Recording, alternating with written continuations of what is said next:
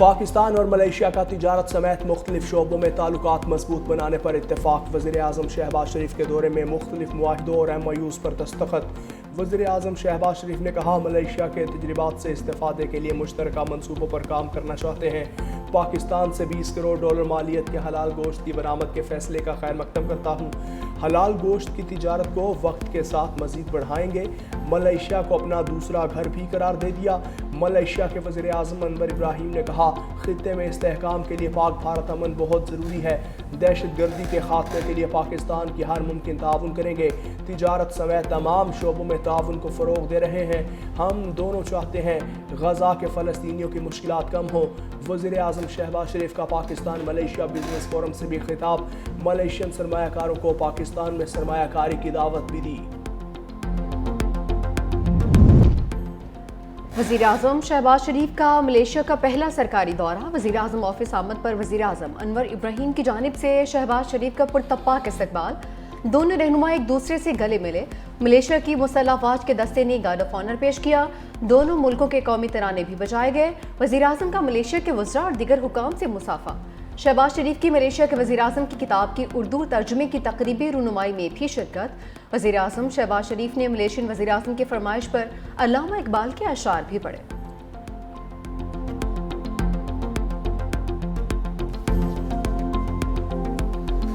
Allama Iqbal says, ladies and gentlemen, my brothers and sisters, खुदी को कर बुलंद इतना, खुदी को कर बुलंद इतना कि हर तकदीर से पहले खुदा बंदे से खुद पूछे, बता तेरी रजा क्या। भारत की तरफ से किसी किस्म का एडवेंचर खारिज इम्कान करार नहीं दिया जा सकता, लेकिन भारत कुछ करने से पहले अपने नुकसान के बारे में ज़रूर सोचेगा। वज़ीर दिफा ख्वाजा आसिफ कहते हैं, हमने भारत को जो नुकसान पहुंचाना था पहुंचा दिया। सियासी तौर पर मोदी सरकार को बहुत ज़्यादा नुकसान हो रहा है। भारतीय अवाम इनसे पूछ रहे हैं कि मुल्क के साथ क्या किया। भारत आलमी सतह पर तनहा हो रहा है और पाकिस्तान को मुख्तलिफ ममालिक की तरफ से पजीराई मिल रही है। मज़ीद कहा, गज़ा में जिस दिन अमन हुआ, इसराइली वज़ीर आज़म की एंड गेम शुरू हो जाएगी। साबिक सेनेटर मुश्ताक अहमद की रिहाई के लिए कोशिशें जारी हैं। पाकिस्तान कभी इसराइल को तस्लीम नहीं करेगा। अफगानिस्तान के मसले पर रूस में आज बड़ी बैठक। पाकिस्तान, रूस, चीन और ईरान सर जोड़कर बैठेंगे। पाकिस्तान अफगानिस्तान की सरजमीन पर दहशतगर्दों की महफूज पनाहगाहों का मामला उठाएगा। नुमाइंदा खसूसी मोहम्मद सादिक अफगानिस्तान पर कलअदम दहशतगर्द गिरोहों के खिलाफ कार्रवाई का मुतालबा करेंगे। पाकिस्तान अफगान मुहाजिरीन की जल्द अज जल्द और बाइज्जत वापसी पर भी जोर देगा।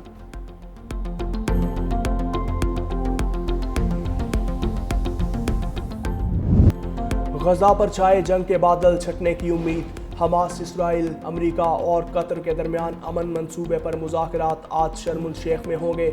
हमास की मुज़ाकराती टीम दोहा से मिस्र पहुंच गई। कतरी वफ़द भी शरीक होगा। इसराइली वफ़द आज पहुंचेगा। अमेरिकी सदर ने अपने दामाद जेड किशनर और नुमाइंदा खसूसी स्टीव विटकॉफ को मिस्र भिजवा दिया। दूसरी जानिब इसराइली आर्मी चीफ ने धमकी दी है, अगर हमास से मुज़ाकरात नाकाम हुए तो गज़ा में लड़ाई दोबारा शुरू कर दी जाएगी। अरब मीडिया ने दावा किया, हमास बैनुल-अक़वामी निगरानी में गैर मुसल्लह होने पर रजामंद हो गई। अगर हमास ने इक़्तिदार में रहने का फैसला किया तो उसका वजूद मिटा दिया जाएगा। अमेरिकी सदर डोनाल्ड ट्रंप की हमास को धमकियां जारी। अमेरिकी मीडिया को इंटरव्यू में सदर ट्रंप ने कहा कि जल्द मालूम हो जाएगा हमास मुआहदे में संजीदा है या नहीं। गज़ा अमन मंसूबे में मामूली तब्दीलियां मुमकिन हैं, सब फरीक मुत्तफिक हैं। अमेरिकी वज़ीर ख़ारजा मार्को रूबियो कहते हैं कि अभी गज़ा जंग ख़त्म नहीं हुई। हमास की तहलील और असले की वापसी का मरहला सबसे मुश्किल होगा।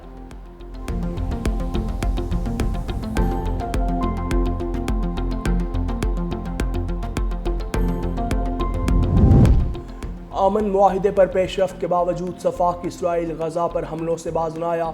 24 घंटों के दौरान मुख्तलिफ कार्रवाइयों में मज़ीद 73 फ़लस्तीनी शहीद, 156 ज़ख्मी हो गए। इसराइल ने फ़लस्तीनी फ़ुटबॉल फेडरेशन के हेडक्वार्टर्स को भी निशाना बनाया। ग़िज़ाई किल्लत के बाइस से एक और फ़लस्तीनी जान की बाजी हार गया।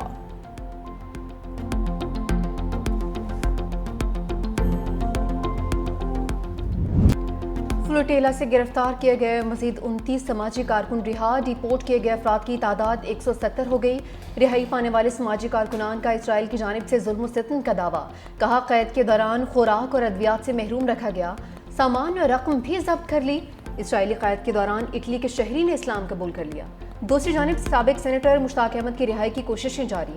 ترجمان دفتر خارجہ کے مطابق اردن کی مدد سے چند روز میں تمام پاکستانیوں کی واپسی کا امکان ہے۔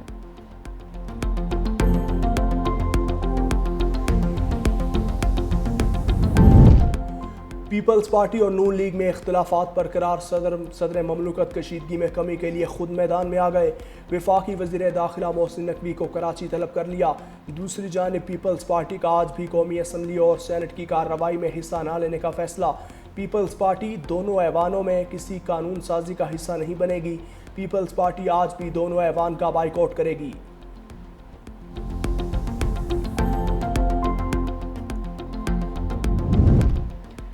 وزیر اعظم شہباز شریف بتائیں بلاول نے ان کے خلاف کیا سازش کی ہے۔ پیپلز پارٹی نے عصمہ بخاری کے الزامات کی وضاحت مانگ لی۔ وزیر محنت سندھ سعید غنی نے کہا کہ بلاول بھٹو نے بطور وزیر خارجہ پاکستان کو آئسولیشن سے نکالا۔ اس وقت تو وزیر اعظم تعریفیں کرتے نہیں تھکتے تھے۔ وزیر اعظم اب پنجاب کی حکومت کو جھوٹا قرار دیں گے یا بلاول کی تعریف کریں گے؟ مزید کہا کہ وفاقی حکومت کو قانون سازی میں ہمارے ووٹوں کی ضرورت ہے، نہیں چاہتے ہماری حکومت سے نکلنے کے بعد بحرانی کیفیت پیدا ہو جائے۔ مسلم لیگ نون کے لوگوں پر فارم 47 کے الزامات ہیں۔ پیپلز پارٹی کے کامیاب ارکان پر ایسا کوئی الزام نہیں ہے۔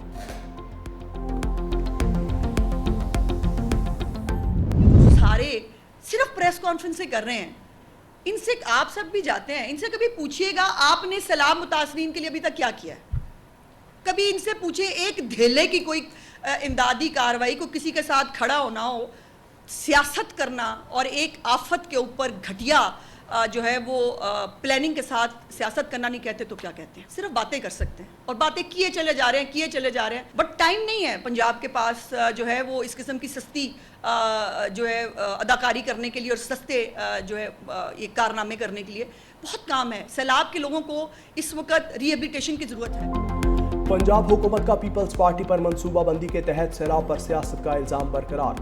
وزیر اطلاعات پنجاب عظمہ بخاری کہتی ہیں سندھ حکومت پر مریم نواز کی کارکردگی کا بہت دباؤ ہے، اسی لیے سندھ حکومت کو اتوار کو بھی پریس کانفرنس کرنا پڑ گئی۔ پیپلز پارٹی نے پنجاب پر 34 حملے کیے۔ پنجاب لاوارث نہیں ہے کہ اس پر بار بار حملہ کیا جائے۔ باتیں کرنے والے بتائیں انہوں نے سیلاب متاثرین کے لیے کیا کیا۔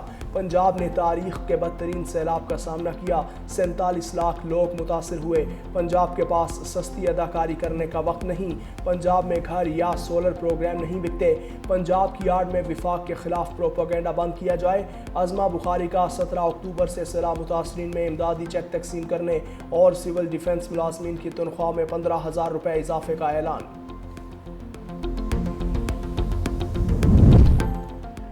پیپلز پارٹی اپنی قیادت کے خلاف الزام تراشی کسی صورت برداشت نہیں کرے گی، سخت بات کرنے والوں کو جواب دینے کا حق رکھتے ہیں۔ پیپلز پارٹی پنجاب کے رہنماؤں کی پریس کانفرنس۔ علی قاسم گیلانی نے کہا کہ پنجاب حکومت سیلاب متاثرین کو ریلیف دینے میں ناکام ہو چکی، جلال پور پیروالا کو جان بوجھ کر ڈبویا گیا۔ پیپلز پارٹی کی تجاویز پر عمل کرنے کے بجائے سیلاب پر سیاست کرنے کا الزام لگایا جا رہا ہے۔ پنجاب حکومت نے کئی ریڈ لائن کراس کی ہیں، قیادت پنجاب کے حوالے سے جو فیصلہ کرے گی اس پر عمل کریں گے۔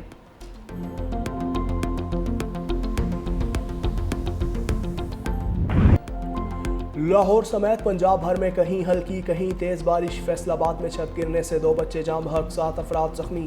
اسلام آباد، راولپنڈی، سیالکوٹ، گجرانوالہ، ملتان، وہاڑی میں بارش کے بعد گرمی کا خاتمہ۔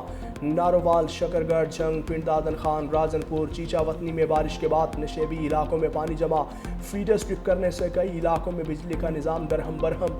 مظفر آباد، مالم جبہ، کالام، چترال سمیت پہاڑی علاقوں میں موسم سرما کی پہلی برف باری۔ محکمہ موسمیات نے بارشوں کا سلسلہ کل تک جاری رہنے کی پیش گوئی کر دی۔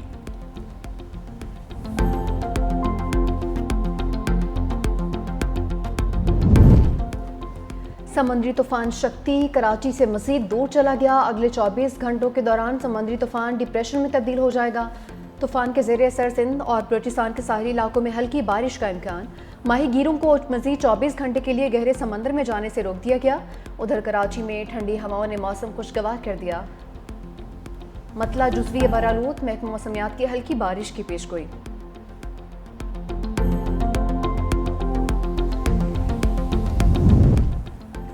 جلال پور پیروالا کے سیلاب متاثرین کی مشکلات میں اضافہ، تیز بارش کے بعد گلیاں محلے اور سڑکیں پھر پانی میں ڈوب گئیں، نشیبی علاقوں میں پانی جمع ہونے سے شہریوں کو مشکلات۔ ادھر پی ڈی ایم اے نے دریاؤں کے بہاؤ میں اضافے کا الرٹ جاری کر دیا، منگلا اپ اسٹریم میں درمیانے درجے کے سیلاب کا خدشہ، گنڈا سنگھ والا پر نچلے درجے کے سیلاب کا امکان۔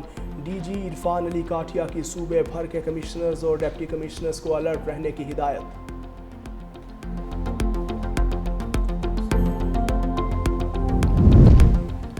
آئی ایم ایف سیلاب متاثرین کے ریلیف کی راہ میں رکاوٹ بن گیا، وفاق کو سیلاب زدہ علاقوں کی اسکیموں کو فنڈز دینے سے روک دیا، صوبوں کو بحالی اسکیموں کے لیے اپنے وسائل سے فنڈز دینے کی ہدایت۔ آئی ایم ایف اور پاکستان میں مذاکرات کا حتمی راؤنڈ آج شروع ہوگا۔ آئی ایم ایف مشن کو سیلاب سے نقصانات پر دوبارہ بریفنگ دی جائے گی، ریکڈیک منصوبے پر ٹیکس چھوٹ کے اثرات کا ٹیکس وصولیوں پر بھی جائزہ لینے کا فیصلہ۔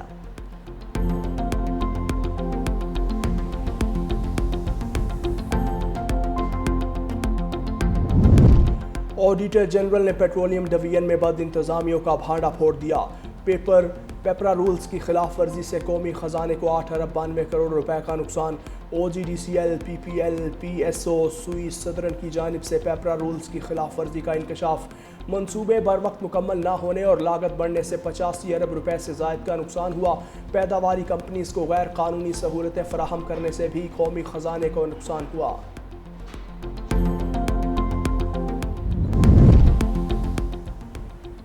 سنجانی جلسہ کیس میں عمر ایوب، شیخ وقاص اکرم اور زرتاج گل کے وارنٹ گرفتاری جاری۔ اسلام آباد کی انسداد دہشت گردی عدالت نے پی ٹی آئی رہنماؤں کو گرفتار کر کے پیش کرنے کا حکم دے دیا۔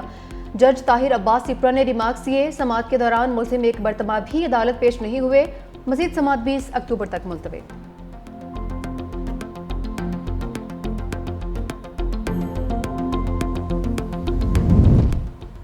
جسٹس سردار اعجاز اسحاق خان کی عدلیہ میں مصنوعی ذہانت کے استعمال کی مخالفت، تنقیدی خط سامنے آ گیا۔ چیف جسٹس سرفراز ٹوگر کے نام خط کی کاپی تمام ججز کو بھی ارسال۔ جسٹس اعجاز اسحاق نے لکھا، مصنوعی ذہانت کا استعمال عدلیہ میں شد و مدد سے زیر بحث ہے۔ روبوٹس کے فیصلے ہمیشہ ان پروگرامز کے تابع ہوں گے جو ان میں فیڈ کیے جائیں گے۔ یہ کمپیوٹر یا روبوٹ آزادانہ رائے رکھنے کے قابل نہیں ہوں گے۔ جسٹس محسن اختر کیانی نے جسٹس سمن رفت امتیاز کی فل کورٹ کی اختلافی آرا سے اتفاق کرتا ہوں۔ امریکی صدر ٹرمپ کا ورجینیا میں امریکی بحریہ کی سالگرہ کی تقریب میں رقص، اہلیہ میلانیا بھی ساتھ تھیں۔ امریکی بحریہ کو خراج تحسین پیش کرتے ہوئے صدر ٹرمپ نے کہا کہ وینزویلا کے ساحل پر منشیات سمگلنگ میں ملوث ایک اور کشتی کو نشانہ بنایا گیا، زمینی راستے سے بھی منشیات کی سمگلنگ کو روکنا ہوگا۔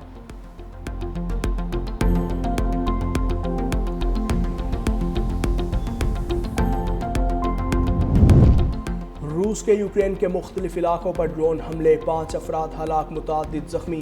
یوکرینی حکام کے مطابق روس نے درجنوں میزائل اور 500 ڈرون داغے، بجلی گھروں، گیس کی تنصیبات اور رہائشی عمارتوں کو نشانہ بنایا۔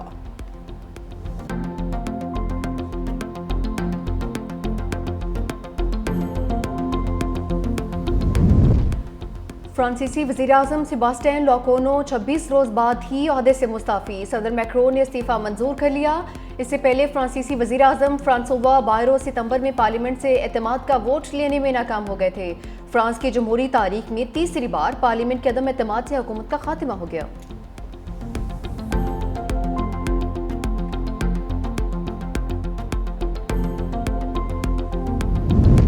آسٹریلیا کے شہر سڈنی میں فائرنگ سے 16 افراد زخمی، پولیس نے حملہ آور کو گرفتار کر لیا۔ حملہ آور نے اپنے گھر سے سڑک پر گزرتی گاڑیوں اور پولیس پر فائرنگ کی تھی۔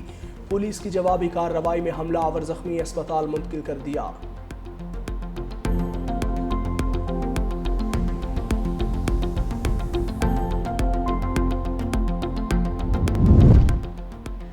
نیپال میں موسلادھار بارشوں اور لینڈ سلائیڈنگ کے باعث 47 افراد ہلاک، درجنوں لاپتہ۔ 2 روز سے جاری بارشوں نے ملک کے مختلف حصوں میں سڑکیں بلاک کر دیں، کئی پل بہہ گئے، گھروں کو شدید نقصان پہنچا۔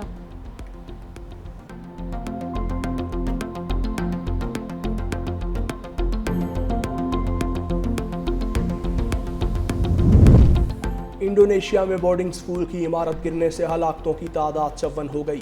امدادی کارروائیاں ایک ہفتے بعد بھی جاری، ملبہ ہٹانے کے لیے کرینز کا استعمال۔ حکام کا کہنا ہے 13 طلبہ ابھی تک لاپتہ ہیں۔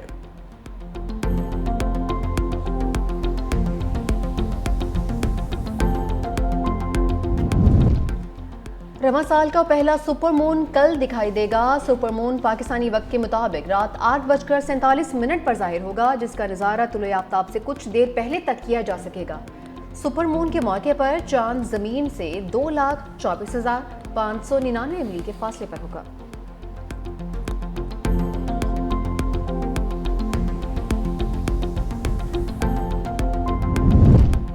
मुत्तहदा अरब अमारात की 26 साला हसीना कॉम्स यूनिवर्स मुकाबले में हिस्सा लेने का ऐलान। मरियम मोहम्मद UAE की जानिब से हिस्सा लेने वाली पहली खातून होंगी। मिस यूनिवर्स मुकाबला नवंबर में थाईलैंड में होगा।